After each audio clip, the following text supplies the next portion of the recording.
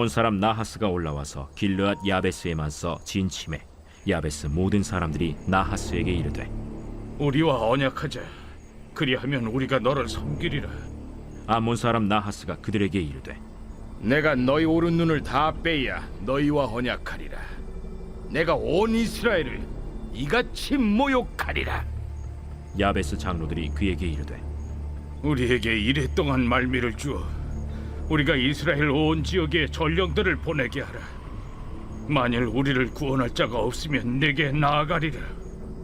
이에 전령들이 사울이 사는 기브아에 이르러 이 말을 백성에게 전하매 모든 백성이 소리를 높여 울더니 마침 사울이 밭에서 소를 몰고 오다가 이르되 백성이 무슨 일로 우느냐?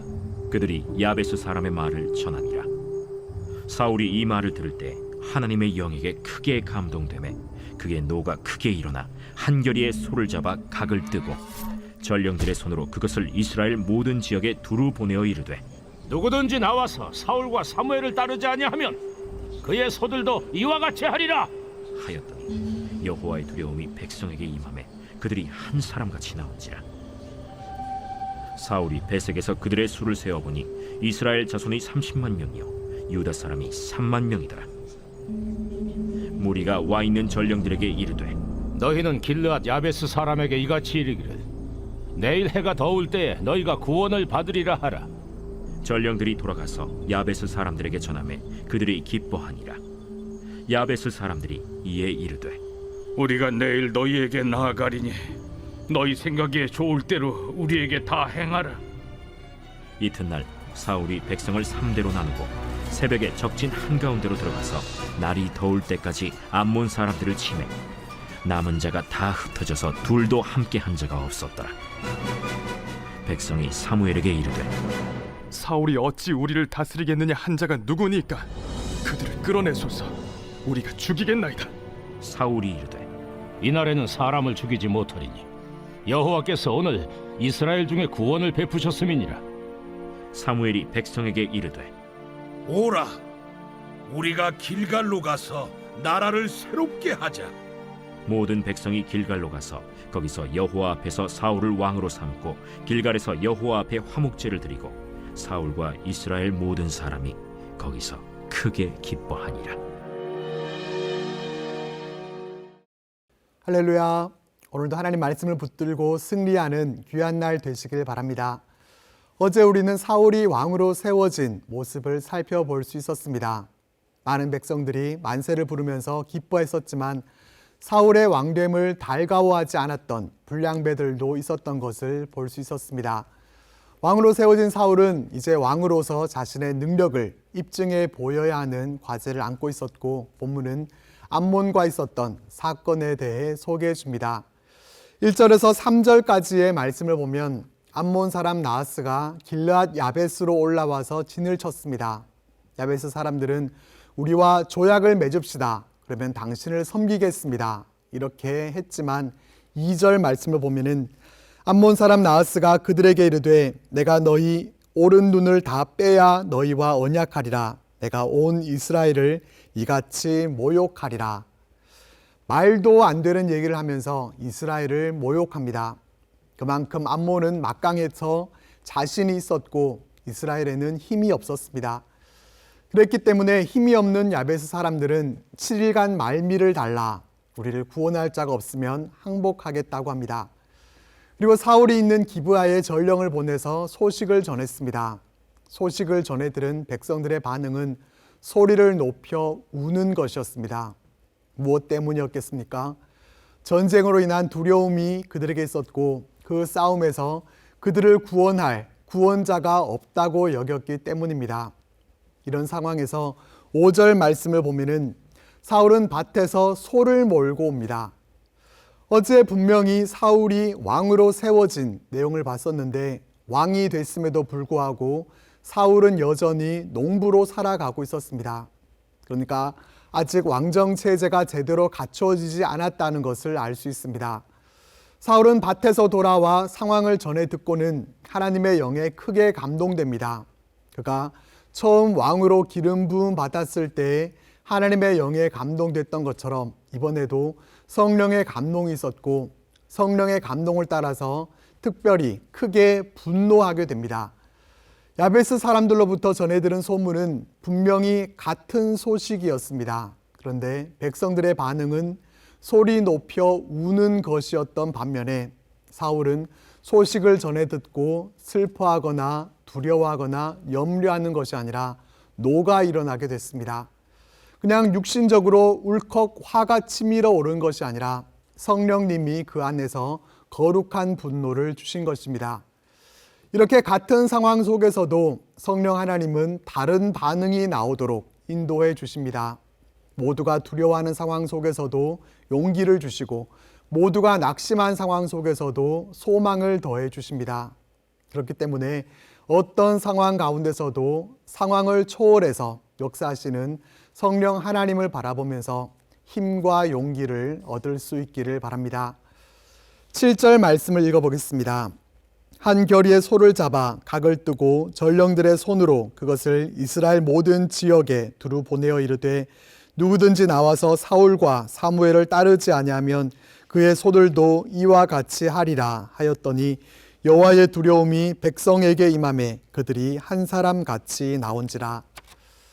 사울은 자신이 몰고 왔던 소 2마리를 잡아서 각을 떠서 모든 지역에 보내면서 출전을 명령했더니 모든 백성들이 두려워하면서 한 사람같이 전쟁에 임하게 됩니다. 백성들의 수는 이스라엘 자손이 30만 명, 또 유다 사람이 3만 명으로 33만 명이었습니다. 본문의 시점은 이스라엘과 유다로 갈라지지 않은 통일왕국 시대지만 분열 이후에 기록이 됐기 때문에 이와 같이 알려주고 있습니다. 그리고 결국 암몬과의 전투가 이제 시작이 되죠. 11절 말씀을 보겠습니다.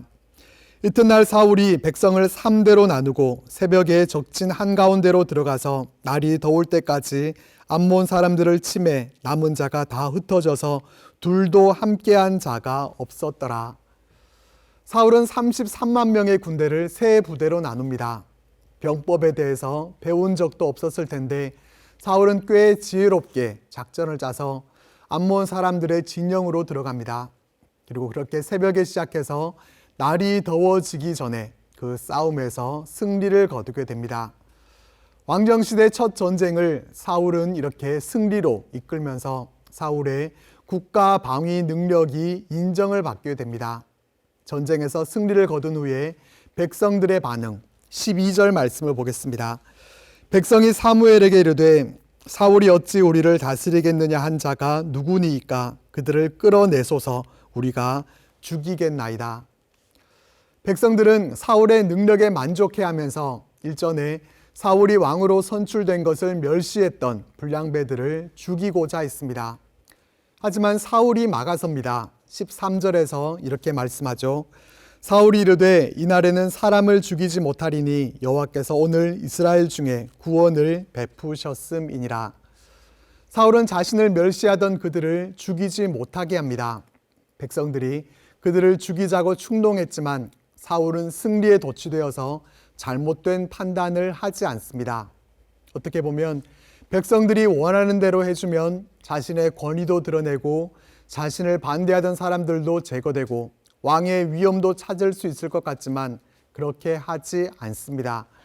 그의 고백을 보면은 여호와께서 구원을 베푸셨다고 고백하면서 하나님의 은혜로 승리를 거둘 수 있었음을 고백하고 있는 것을 보게 됩니다. 우리에게도 이와 같은 모습이 있어야 할 것입니다. 내가 승리했다고 해서 우쭐해서 나를 더 나타내 보이려고 할 것이 아니라 모든 것이 하나님의 은혜임을 고백하면서 겸손히 은혜에 감사하며 살아갈 수 있기를 바랍니다. 그리고 14절과 15절 말씀을 보겠습니다. 사무엘이 백성에게 이르되 오라 우리가 길갈로 가서 나라를 새롭게 하자. 모든 백성이 길갈로 가서 거기서 여호와 앞에서 사울을 왕으로 삼고 길갈에서 여호와 앞에 화목제를 드리고 사울과 이스라엘 모든 사람이 거기서 크게 기뻐하니라. 사무엘은 나라를 새롭게 하자고 하면서 길갈로 백성들을 데리고 가서 거기서 다시 사울을 왕으로 삼고 하나님 앞에 화목제를 드리면서 모두가 함께 기뻐합니다. 지난번에 분명히 사울이 백성들 앞에서 왕으로 선출됐음에도 불구하고 다시 사울을 왕으로 삼고 화목제를 드립니다. 그러니까 백성들은 사울의 능력을 의심했고 하나님께서 선택하셨음에도 불구하고 제대로 신뢰하지 않았던 것입니다. 그러나 이번 일로 인해서 외모만 준수한 것이 아니라 그 능력도 인정을 받으면서 사울은 보다 공식적인 그러한 취임식을 하게 됩니다. 오늘 말씀을 통해 우리는 전쟁의 승패가 하나님께 달렸음을 마음에 새겨보게 됩니다. 하나님께서 함께 하시면 성령으로 감동시키셔서 한마음으로 모아주시고 또 승리에 도취되지 않고 하나님의 은혜임을 고백하게 될 때 모두가 함께 기뻐하는 그러한 기쁨의 축제가 있어지게 되는 것을 볼 수 있었습니다.